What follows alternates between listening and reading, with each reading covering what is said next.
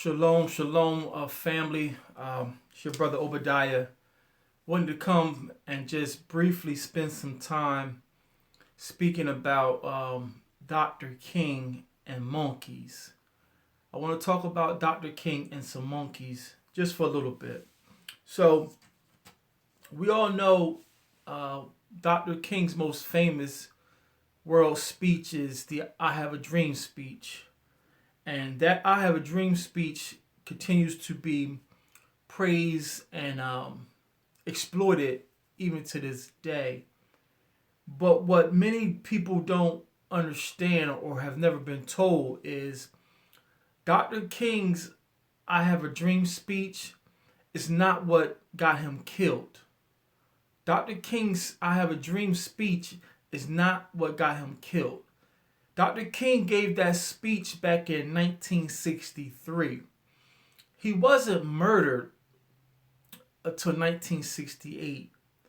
So if the I Have a Dream speech and that philosophy about uh, integration and equality was the reason for his murder, they would have had plenty of time to do that. Like I said, he gave the speech in 1963. He wasn't murdered until 1968.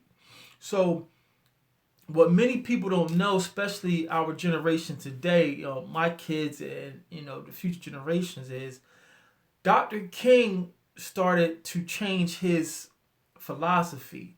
Dr. King started to change his whole stance on integration. Not that he became a bigot or he became some evil person. Dr. King was privy to inner circles that you and I would never know about. But these meetings and these people he was rubbing elbows with, it's been recorded. It's notes and minutes from these meetings.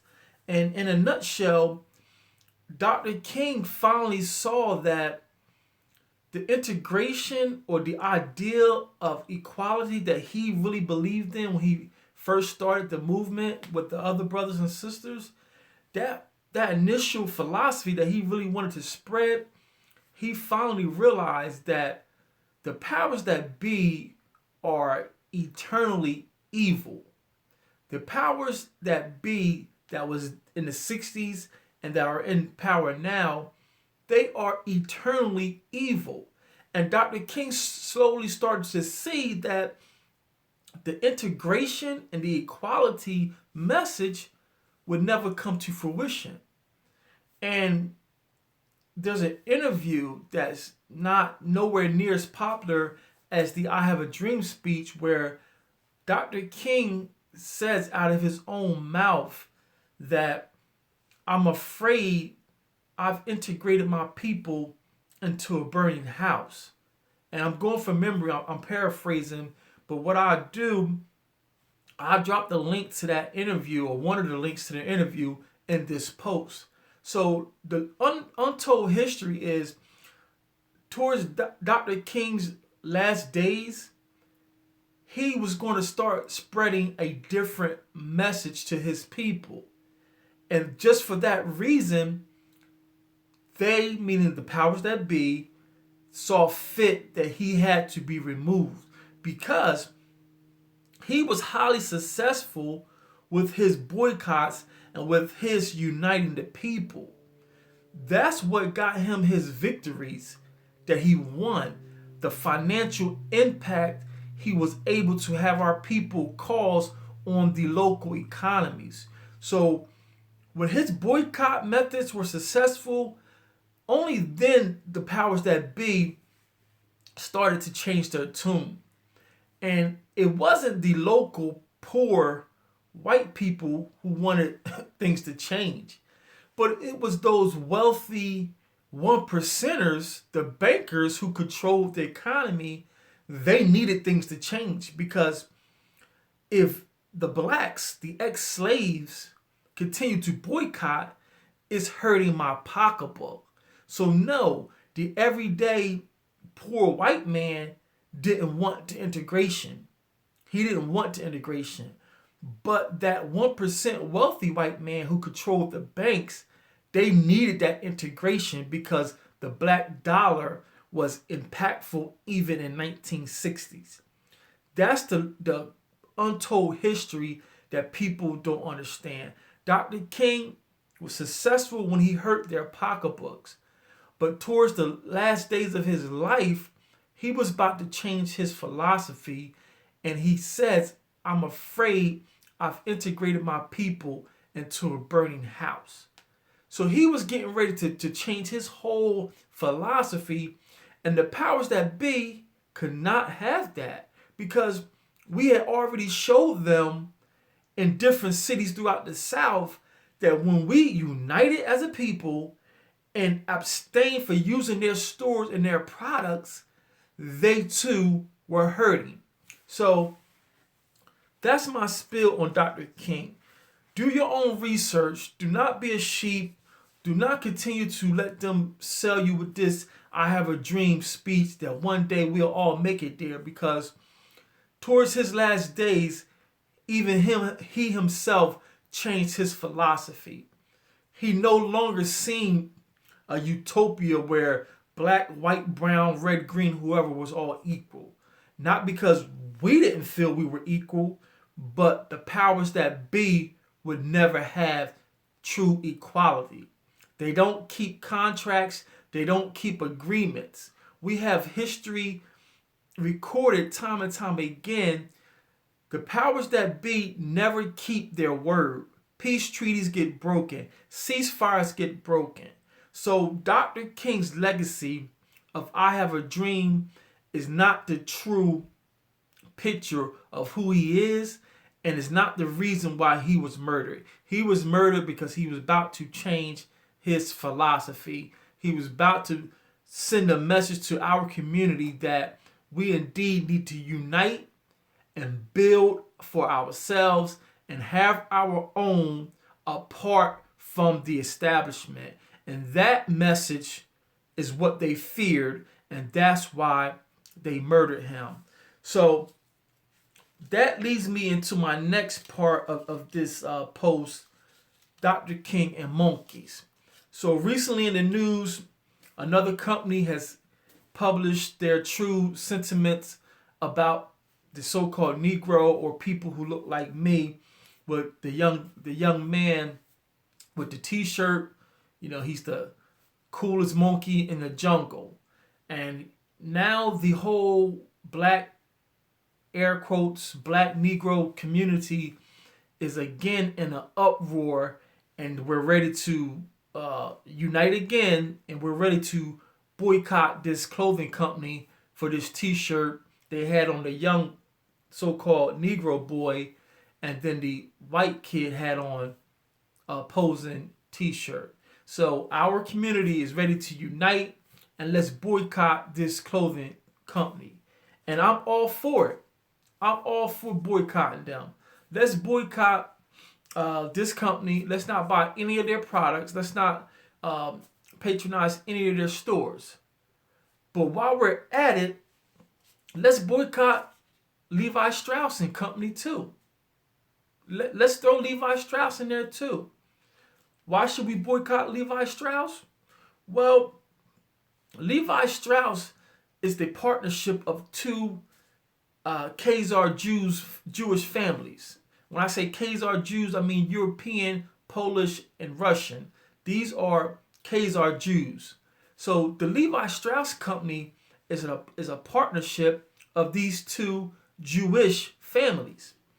The Levi family originally spelled their name Levy, not like today when you see Levi. So if you Google, I believe you could. The site still should be up. You should go to it before they start pulling down these resources. But if you go to slavevoyages.org, slavevoyages.org, that's a database of ship manifests, the ship cargo of the Hebrew slaves. It even has the owners of the ships themselves, these Khazar Jews, these I call them fake Jews. I just call a spade a spade. It has the ship owners listed on these records. And one of the most prominent names that you're going to find who owned these slave ships that brought our ancestors across the ocean is the Levi family. Again, check it for yourself. Slavevoyages.org. And I believe there's some resources out there too. The secret relationship between the blacks and the Jews is another resource you can pick up on Amazon for real cheap. But it's a known fact that the Khazar Jews, the Jewish people, owned slave ships. And if you go to slavevoyages.org, you will find one of the families who own slave ships. Their last name is Levi. Now again, they spelled it Levy, and these Khazars, they do their best. The fake Jews do their best to distance themselves from evil. They change their names. Their family name means nothing to them. Their family name is just a tool they use to get ahead. So they changed the spelling of their name from Levy to Levi. So the Levi partnership has direct connection to the transatlantic slave ships that brought our ancestors here. The Strauss part, from what I understand, the Strauss, he just was a seamstress and he got in bed with the Levi family. But my point is, if we're gonna start boycotting these companies, let's be fair and boycott across the board. Let's boycott across the board. And while we're boycotting, if we're really serious about making an impact and showing them that we are somebody, let's boycott our jobs. Let's boycott our jobs. Why should we boycott our jobs? Because your job, no matter what industry you work in, no matter what level you are at, if you're an entry-level employee or you're a salaried employee, your job has a payroll account. Your paycheck comes from that payroll account. Well, guess where your job's payroll account comes from? Your job payroll account is the product of the stock market. Your paycheck comes from the stock market. Why is that important? Well, our ancestors were the greatest commodity on the stock market.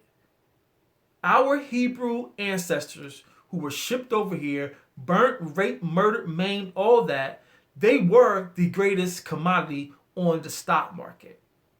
And the products that they produced also were the greatest products on the stock market. Sugarcane, tobacco, cotton. All these products built the stock market. Our ancestors themselves were commodities on the stock market. So your payroll comes from the stock market. To this day, in the Roman year 2018, they still have financial wealth, financial profits from the slave labor. To this day, do not let them fool you. They have not spent all that wealth from the slave labor. So if we're going to boycott and be serious, let's boycott our jobs and stop going to work. But you so-called Negroes won't do it. You guys give a bunch of lip service. That's all you, and they see it. Look at the recent NFL season.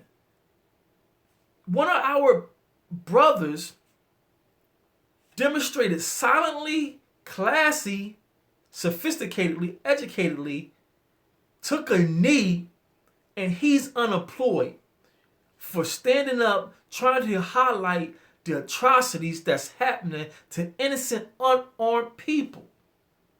And yet, I see many of you on my social media accounts posting the games, wearing your jerseys, buying all your NFL products, but now you want to boycott this store from the coolest monkey in the jungle. Who are you fooling? You can lie to the people. Keep it real with yourself. You are a joke. And I'm talking about you so-called Negroes, so-called black people. All you do is sit on your computers and your phone and you make a lot of noise, but when push comes to shove, you are a joke. And the powers that be, that run this country, that control these companies, they know you're a joke. So all that boycott this company, save that. Save that. Like one of my old heads used to say, save that for the bread man on stale day, because he's the only one buying it. You guys couldn't even boycott the NFL. And many of you, I see women too, who never played. You never even played football in high school. You never played football in Pee-wees, but now you're some NFL expert, some NFL super fan, and you got to post your jersey and post your team. And your brother who's trying to help bring attention to our problem is without a job, and you can't even support him. You people are a joke. So that's my rant on that. So now let's shift gears. I'm all for boycotting. I'm all for protesting. But you know what the definition of insanity is? Insanity, I've read somewhere, is doing the same exact thing repeatedly over and over again, expecting different results. How can you continue to do the same things and think things are going to change when they ain't changed for the last 200 something years? I keep seeing all these, no disrespect. I'm not throwing rocks at anybody because I know there's some good brothers out there really mean well and they really want to unite the people. But I keep seeing posts, we need to vote. Make sure you get out and vote. Go to the polls. Make sure you do this. We need to get black banks. We need to buy black, stay black. Family, beloved, we've done all this. We've had Black Wall Street. We've had a whole community where it was ran from the ground up by our ancestors. And what happened when we had Black Wall Street? U.S. fighter pilots flew over the community and dropped bombs on our ancestors because they had proved to be independent, growing their own crops, making their own clothes, not needing the establishment for anything. We had Black Wall Street, and the powers that be said, no, you will forever depend on us. And they dropped bombs on U.S. citizens that look like me. So when I see these statements and these campaigns to get out and vote, to buy black, all this has been done. The highest office in the United States was held by a man who looked like me for 8 years. And what has he been able to do during that 8-year reign for us? Right off the bat, drop your so-called black pride aside. He was the greatest president of our time. I give him that. Classy. In the face of bigotry, the face of evilness, he held his poise and he did us proud. But right now, I'm going to count to 3 and I want you to name something that he did that we can hold on to that's elevated us as a people. And I say us, I mean us so-called Negroes, Puerto Ricans, Latin Americans, however you want to, we all the same people. 1, 2, 3. If you're like me, your mind is racing trying to come up with some things he's done. Now, I know he had good intentions. I believe he had good heart. But I really can't think off the top of my head something he did that affects us directly that brought us up as a people. Now, off the top of my head, without even thinking, I can tell you what he did for the homosexual community. Made homosexual marriage open law. They got something from him. So if somebody who looks like me held the highest seat in this land and he still really couldn't do nothing directly linked to our advancement, what is going to the polls voting going to do? What is going to the polls voting going to do? Absolutely nothing. Absolutely nothing. So The problem with these genuine, sincere efforts, they're fruitless. The reason why they're fruitless, and I'm speaking of, Black Lives Matter, Black Wall Street, the Panther movement. Our ancestors put their lives on the line. I'll forever love them. Dr. King, forever love him. Minister Malcolm, forever love him. Our brothers and sisters risked their lives and their families to make things better, but their efforts were fruitless. No matter how it appears that we are better as a people, we're not.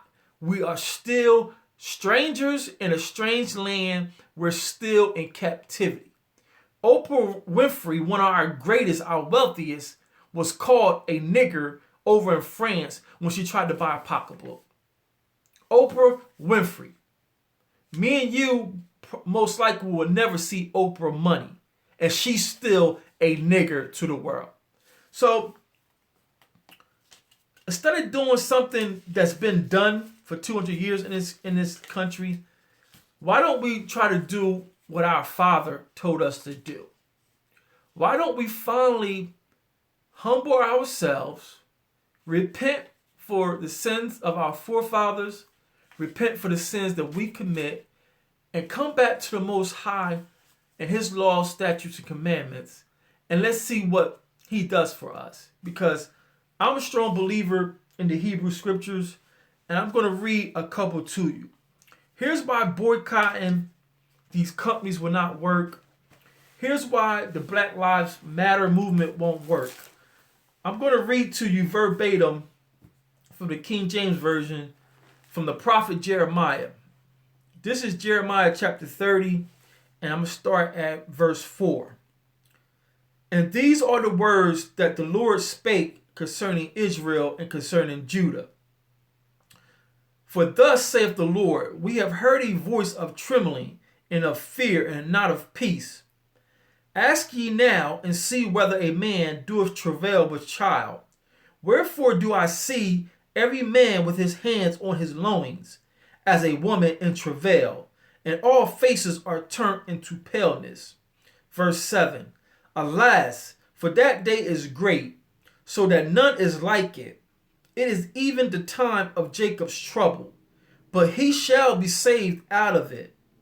Verse 8.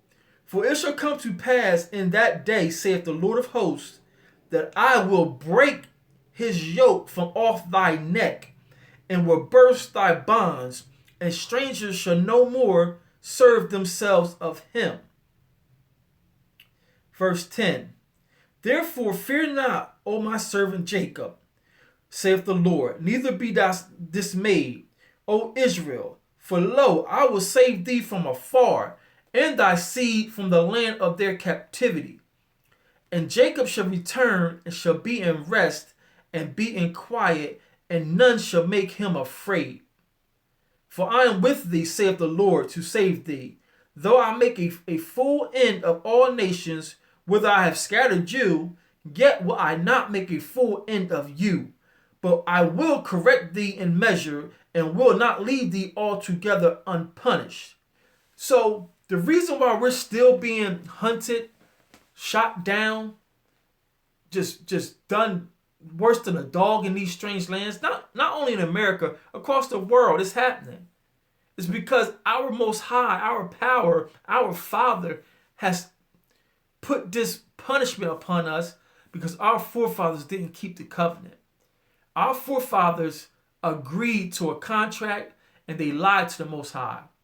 And not only did they lie to the Most High, after He continuously for years sent the prophets to warn them what was coming, the prophets warned them what He was going to do to us, the grandchildren. They could care less. They kept fornicating. They kept eating unclean animals. They kept idol worship. And finally, the Most High had to bring the curses upon us. But the Most High is so merciful. The Most High is so full of mercy. When He told them what the punishment was going to be, when our ancestors violated the covenant, He gave them the remedy.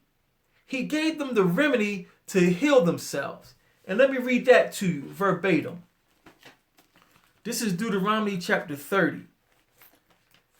Deuteronomy chapter 30. And he says, and this is Moses speaking for the Most High. This is Deuteronomy 30. I'm going to read verses 1 through 6. And it shall come to pass, when all these things are come upon thee, the blessing and the curse, which I have set before you, and you shall call to them to mind among the nations whither the Lord thy God hath driven you, and shall return unto the Lord thy God, and shall obey his voice according to all that I command thee this day, thou and thy children, with all thine heart and with all thy soul. Watch this. That then the Lord thy God will turn thy captivity and have compassion upon thee, and will return and gather thee from all the nations whither the Lord thy God hath scattered thee. Verse 4. If any of thine be driven out unto the outmost parts of heaven, from thence will the Lord thy God gather thee, and from thence will he fetch thee. Beloved, I praise the Most High for brave men like Dr. King. I praise the Most High for brave men like Brother Malcolm. I praise the Most High for brave men like the Minister Farrakhan in his efforts. I don't subscribe to Islam. I'm a Hebrew Israelite. I'm a scattered seed of Jacob. I'm proud. I'm not ashamed of my forefathers. I'm not ashamed of the gospel of Yeshua, the Messiah, the Lamb of the Most High. I'm proud to say I'm a Hebrew Israelite. Beloved, we are the people of the book. We are the children of Israel. And when I say we, who do I mean? There's 4 different groups of Hebrew Israelites that I know of here in these Americas. When I say America, I mean Canada, North America, or United States, and South America. There's 4 types of Hebrew Israelites living in the Western Hemisphere. The first one is easy to identify, and it's the so-called Negroes who look like me. Our ancestors were the ones packed on the ships and came across the ocean. So we're easy to identify. We are indeed the people of the book. If you read Deuteronomy chapter 28, skip the first 14 verses, because the first 14 verses were all the blessings as a nation.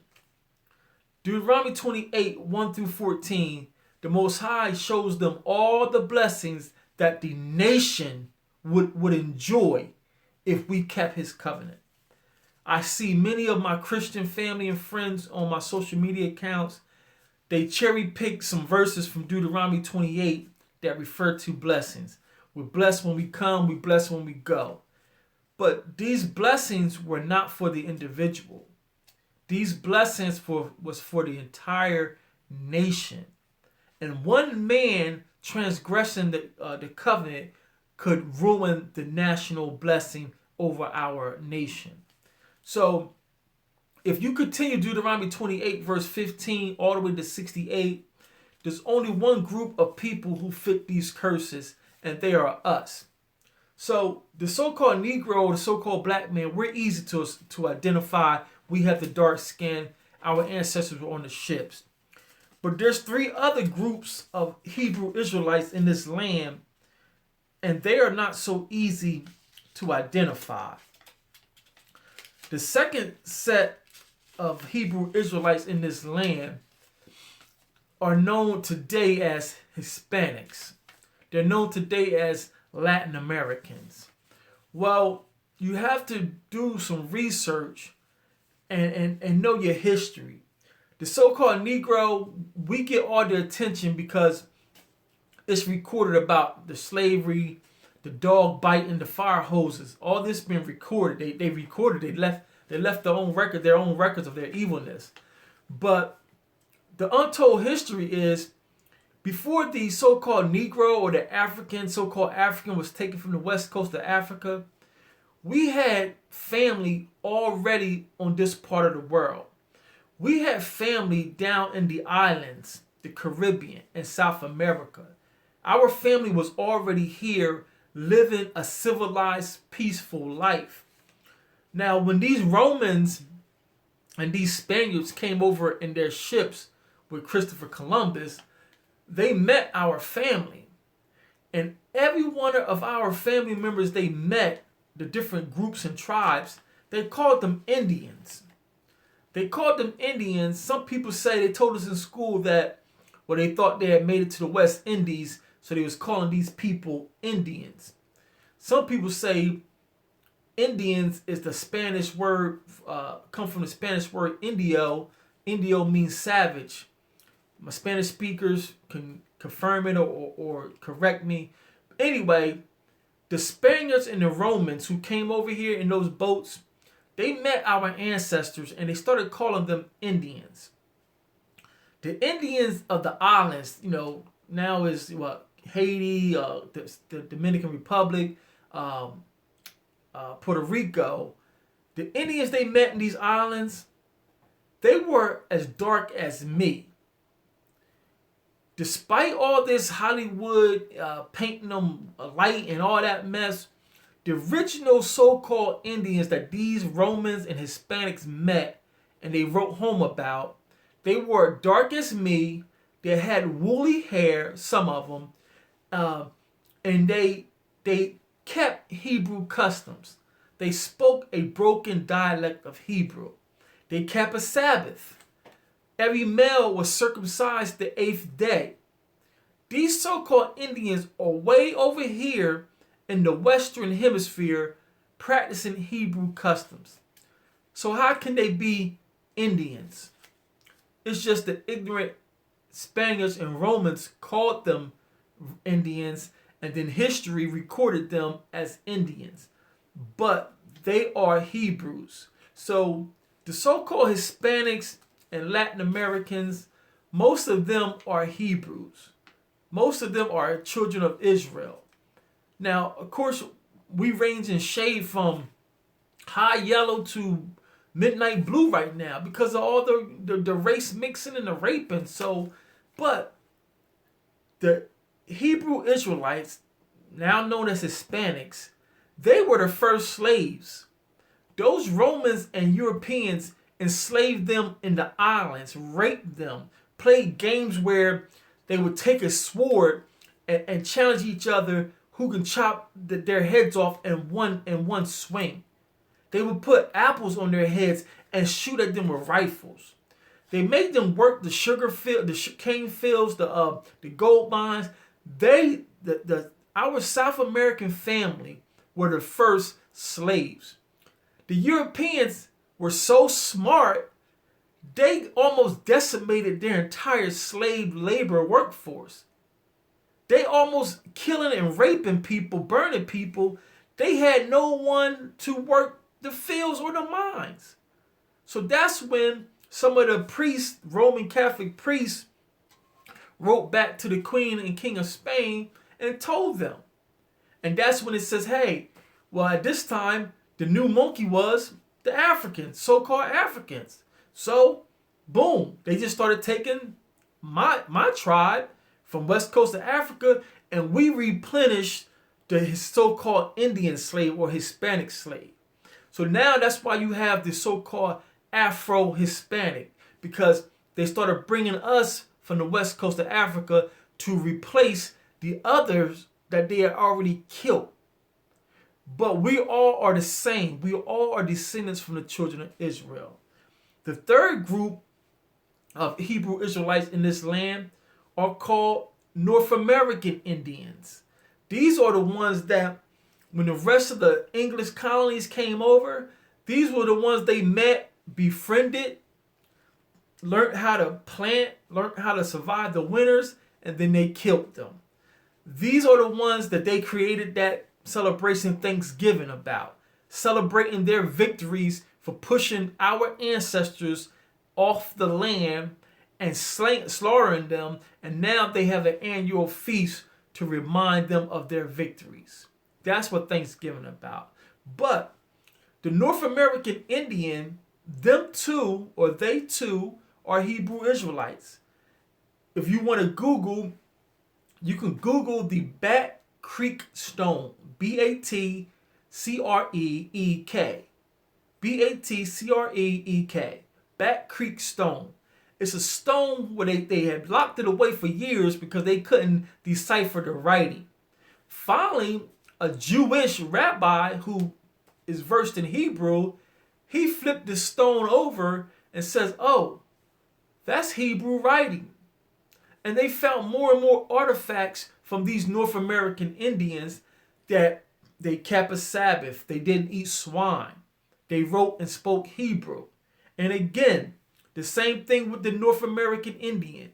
They weren't this Hollywood image we've come to know from Hollywood. They were dark as mid. The last group of Hebrew Israelites in this community are the immigrants or the transplants who come over here willingly.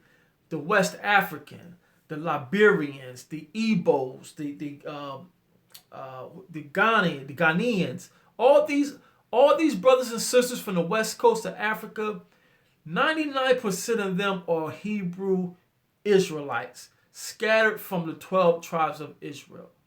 So when I say we, those are the ones I'm referring to. We are the children of Israel. And our reparations are not coming from a voting booth. Our reparations are not coming from the Oval. No world government, earthly government, is going to save us. Only the Most High, by the blood of His Son, can save us. But we got to do our part. Return to the law, statutes of the Most High, and He will do His part. With that, thank you for your time. Please be sure to share this. Subscribe to the channel if you're not. We're giving you untold truth you're not going to find in established schools. You're not going to find in these Sunday churches. You're not going to find, you're just not. The mass mainstream media is not going to give you this information. So be sure to tell a friend, bring a friend, subscribe, tell others. We are the children of Israel. These plights that we're going through are part of our punishment, but it's not all doom and gloom. Our redemption is nearer than we think. The Most High is sending His Son back for us, and I wait till that day. Until next time, Kwam Yasha'Allah, Rise Israel. I love you all.